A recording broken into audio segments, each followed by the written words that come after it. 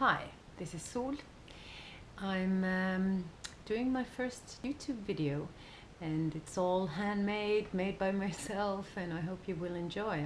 Hopefully I will be able to make a few videos if I feel inspired, of course. There is nothing better than good old inspiration to get these videos made. Right now the sun is in Cancer, and I thought I'd reflect a little bit on the sun in Cancer and the moon the month ahead.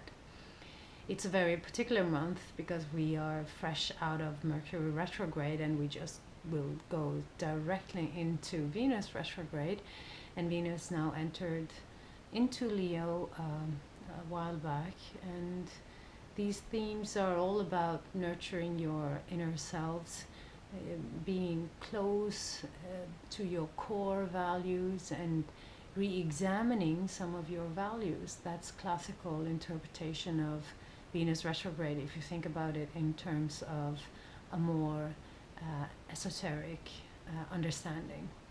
Venus is known as the goddess of love, and love and beauty, I'd say. Beauty in a sense that whenever you have a loving relationship, you also have a very beautiful relationship. You create beauty. Plato was very concerned with the idea of beauty, and beauty is a mathematical order. It's when everything falls into harmony, and that's so typical for Venus, harmony, which is one of her main characteristics. And fused together with the sun in Cancer, you get a very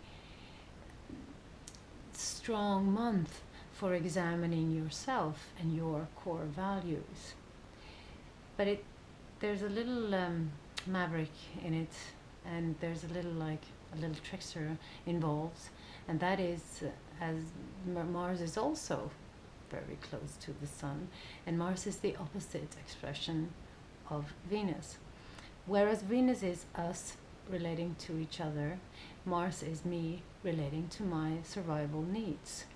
And it's also relating to the personal ego, as we like to term it, or the personality in a way. I would say it's more related to survival instincts, as we experience them while we are working and in our day-to-day lives. And survival instincts is quite challenging for humanity as a whole, because survival instincts creates a very tough environment, because it's about me surviving in a large crowd. So it doesn't have the solidarity, it doesn't really involve the cooperation unless it's for survival. And that's the good thing.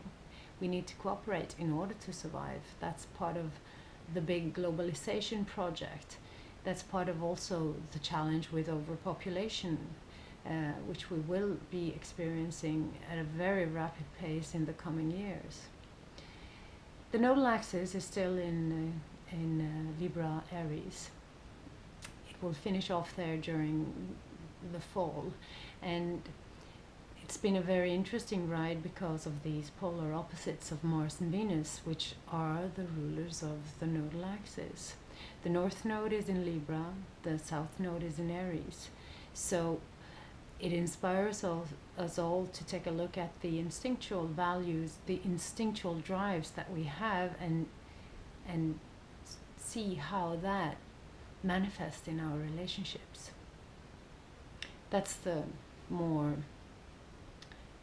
dark side of this aspect, because a lot of egoism will be evident. There will also be a lot of challenges relating to justice, injustice, a lot of challenges relating to dominance and submission in personal relationships.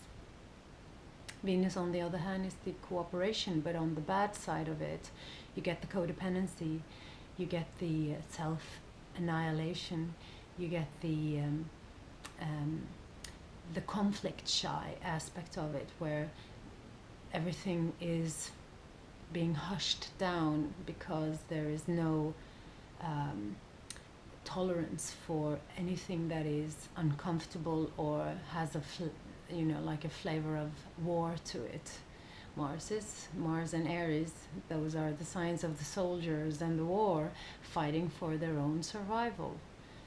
When we get to Venus, we realize that we have to be two to tango. We cannot continue projecting onto each other our subconscious patterns and expect that to become beautiful. So it's really an intense period for all kinds of relationships. Anything that has to do with cooperation, anything that has to do with your partnerships, but it also relates to how you feel about yourself. Many relationships disintegrate naturally because everything has an expiration date. But sometimes when this expiration date is overdue, forces starts to erupt from the deep subconscious that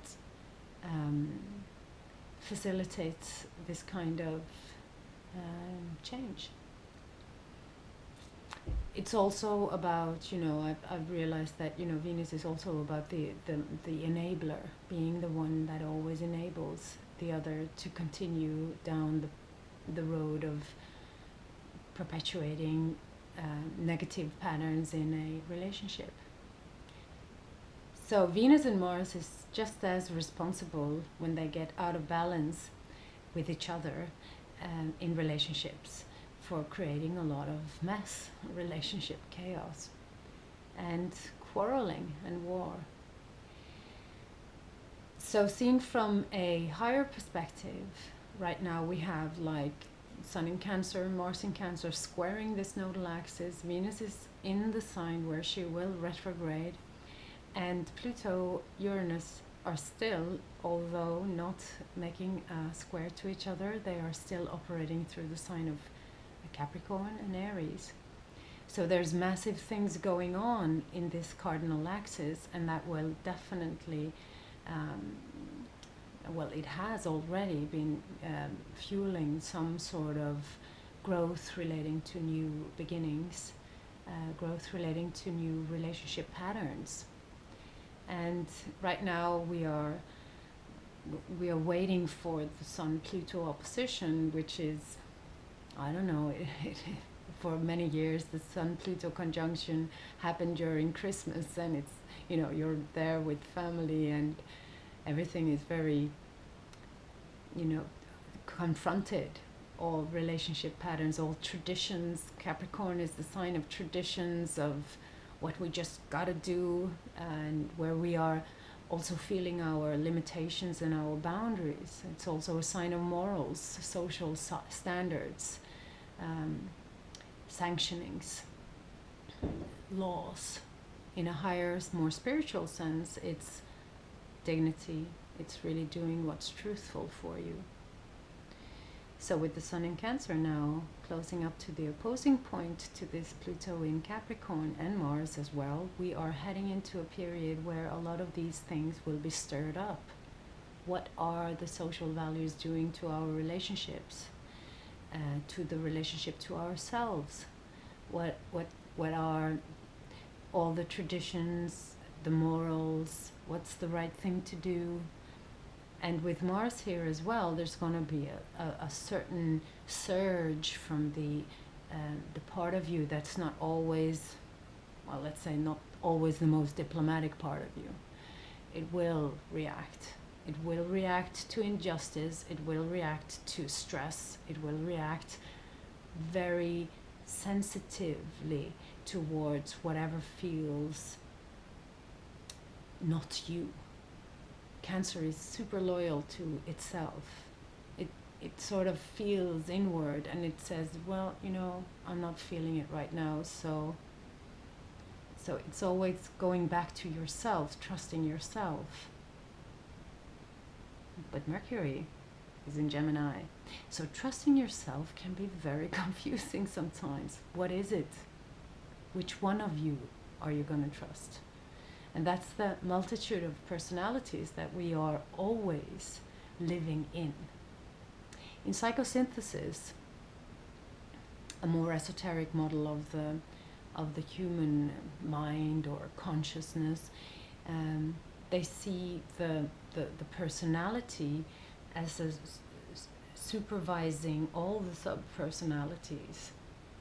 Like you have your, it's very, you know, individual, but you might have like an inner critic or an inner teacher, and then you have an inner child, and this child can be wounded and carry wounds from the past, and you have an inner woman, and she can be having her own kind of woundedness to her. She can have historical marks upon her skin. She can carry the burden of all the women in your family, for instance, and all these operates from time to time through you. They hijack the machine. It's like a software on a phone. If you buy one from Apple, you will see when you put it on, there's already some software there and you can't get rid of it. Well, the good news is, in real life, in your own sub-personality, you can at least make them cooperate. And this is the kind of introspection that I find is a creative approach to these very deep and transformative energies that we are approaching. Many people feel that, okay, I've had this pattern for like an aeon. I don't know how to change it. Well, I think, you know, today we are fortunate enough to have, for instance, the medium of internet. We have many good resources out there. There are people who have good ideas in how you can work with these things. That's why I love evolutionary astrology, because it's really, it's a tool for me to look into the prism of the psyche and see, let's see what we can transform and heal so that we can become more authentic to who we are. That's the good thing about Sun Mars. Mars is very authentic. It says, I don't care what other people think. I need to be true and loyal to myself first. And then you can start to cooperate. Then you found your center. And from that point, it will be much easier to see for sure what is going on around you.